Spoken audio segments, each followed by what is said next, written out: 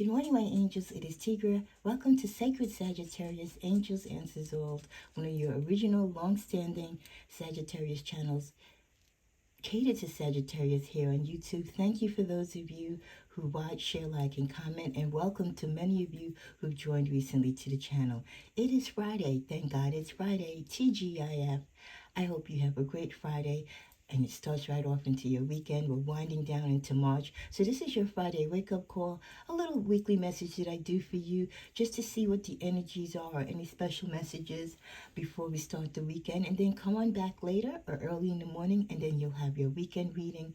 In addition, I'll also be posting my thank you readings to the subscribers who've commented in the past 2 weeks. And don't forget, in order for you to get some cards pulled for you, all you have to do is to be a subscriber in good standing and comment quite often on the videos. Any other updates I'll do at the end of the video. Thank you for watching. Okay, cards of blessing prayed for. You know my mantra. I truly believe what is to be known will be shown, and what is not to be revealed will not be seen at this time. Heavenly Father, thank you for inviting me into your space, this life that you created for me and my fellow Sagittariuses and even the cross watchers. Guide our homes, our country, our soul, and our spirit. Protect us from the hand of evil, or those who wish to do us harm, or even their negative thoughts, because negative thoughts, we know God has energy. So may we have a bright and energetic day with the shield of St. Michael guarding and protecting us along the way. Amen. Okay, so let's just first start out with the tarot. Then we'll go into a couple of oracles, see if there's a message or two on love energy, or something that you should be aware of regarding love this Friday, and anything else that maybe the universe feels that you need to kind of look into or follow up on. Starting out, wow, well, we're coming right out with the first card of Temperance, which for those of you who are not too familiar with tarot, Temperance does represent our sign Sagittarius. At the bottom of the deck, we get the Queen of Pentacles. So many of you this Friday, it could be a reminder to look after your money. For many of you, it could be a reminder to start paying more attention on how you manage your money, how you spend your money, how you give respect to money. A lot of people don't respect money. They just think it's something that's going to be there whenever they want it, and they can spend it however they want it. But those of us who are seasoned, we know to respect money. It can work for you, and it definitely can work against you. So a lot of you right now, I feel, are in the position where you could be in the process of being gifted some money, or you're coming into some money, or you've just worked really hard and you have a savings, you have a 401k, you have some type of a capital that you want to make an investment or make a major purchase, but it's an asset. It's not like a major purchase like a car. A car depreciates right after it leaves the lot. This is something where you have money, or you're coming into money, you saved money, and you're going to purchase like a home, or you're going to put it into an investment. You're going to start a business. So you're thinking about taking this money so it can make you more money. And this is a plus because we're talking about using money in the sense of respecting it where it can work for you, opposed to buying things that lose value and your money's gone and you have nothing to show for it. So a lot of you are like, what should I do? I might not have this opportunity with this amount of money that I have ever again. I might never see or come into this amount of money. How can I make this money grow for me?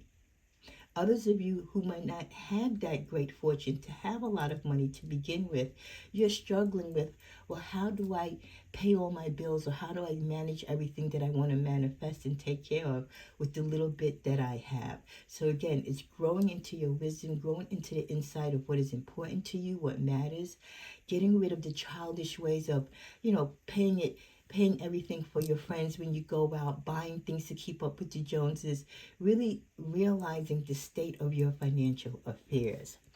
With the Patience card, the Hierophant, and the Queen of Cups to follow, for a lot of you, it's going to take patience. It's going to take time for you to change the way how you look at money or your spending habits, for you to get on a real strong financial plane, for that money to start manifesting for you.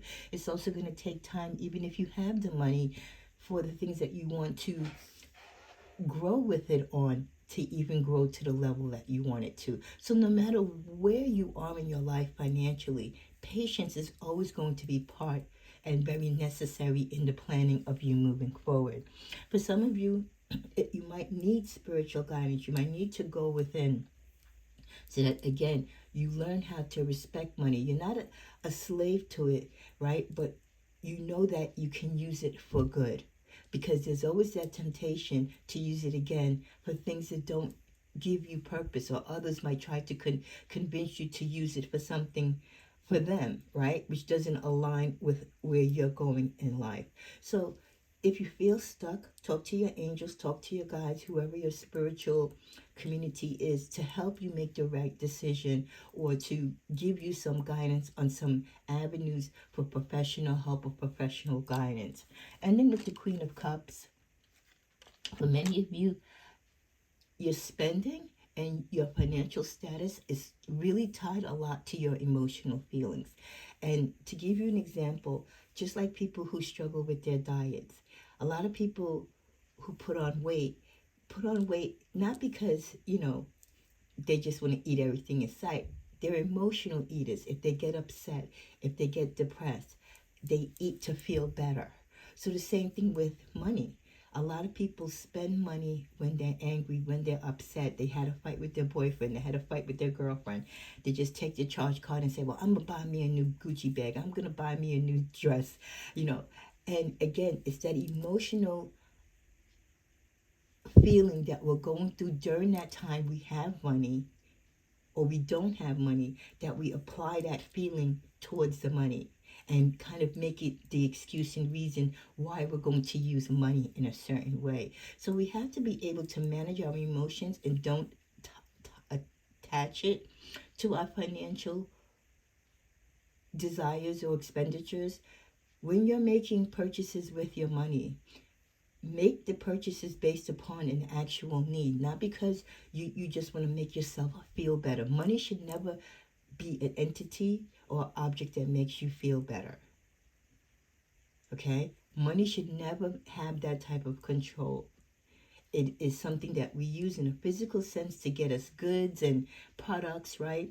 And purchase the things of needs and yes, even desires. But it should never be attached to our emotions, and our emotions should never control what we do with our money. We need to definitely work on separating the two. The other messages we get is influence. Use your influence for change today. You may do public speaking, social videos, or interviews. Your voice and opinions are important. A lot of you might be sitting this Friday. You might have been just newly retired, or you have free time on your hand. Maybe you're an empty nester and you're like, I want to give back. So a great way for you to give back, if you can't think of anything, maybe you have a great speaking voice, or maybe you have a lot of knowledge in a particular trade or field. Volunteer to share that knowledge with others who might be seeking it. Cutting ties, you may need to leave your current position and look for something better. Ending a job doesn't mean burning bridges. Go with grace. So for those of you who are miserable on your job, or you're thinking there's a better opportunity or potential for a better opportunity for you elsewhere, well, this is your confirmation. Maybe it is time for you to cut ties. If you've exhausted all means possible to get a raise, to get a bonus, to go in a better productive department on your job, and they just don't seem to comply, and you really can't make it, it's making you feel miserable, then look for another job and then sever ties. So that's confirmation for those of you who are thinking, should I stay or should I go? Well, the universe is saying no. Cut ties if your current position and look for something better. Being in a job doesn't mean that you have to be in a toxic environment or take negative energy along with the employment. That's not what you signed up for. With the card Great Match, you're on the verge of finding the perfect work for you. Don't give up. You may need to grow your own business to be truly happy. See? So who knows? As you speak and people hear you, they talk, and you talk with people professionally, they might notice your talents, and next thing you know, you are cutting ties with your current employer because you're being offered something. People notice you on the internet, might suggest that you get your own website, start your own channel, and the opportunity of a great match based upon your skill set can come. So don't give up if you're looking for work in addition to whatever job you have now or to replace your current job. Don't give up. You may need to grow your own business. So for those of you who are thinking about severing ties with your job, just don't think that the only solution is you have to find another job. Remember, you might have the potential and skills within you to do other things, and those skills might be something where you can venture out on your own financially and professionally as an entrepreneur, starting your own business, networking with someone, and pitching bids. Again, more independence because you have more of a say of what you want to do, when you want to do it, and how you're paid for it. So I love that for you. Let's go to my Tigre deck. This is one of my first original decks that I made for love many years ago. We get, they are happy where they are at. So for some of you who are thinking about an ex this Friday, they seem to be doing good where they're at, for now anyway. We also get, they appear to be telling the truth. Someone that you spoke to romantically said something to you, or you questioned them on something recently, and you had your doubts. The universe is saying whatever response they gave you was the truth. They're not lying to you.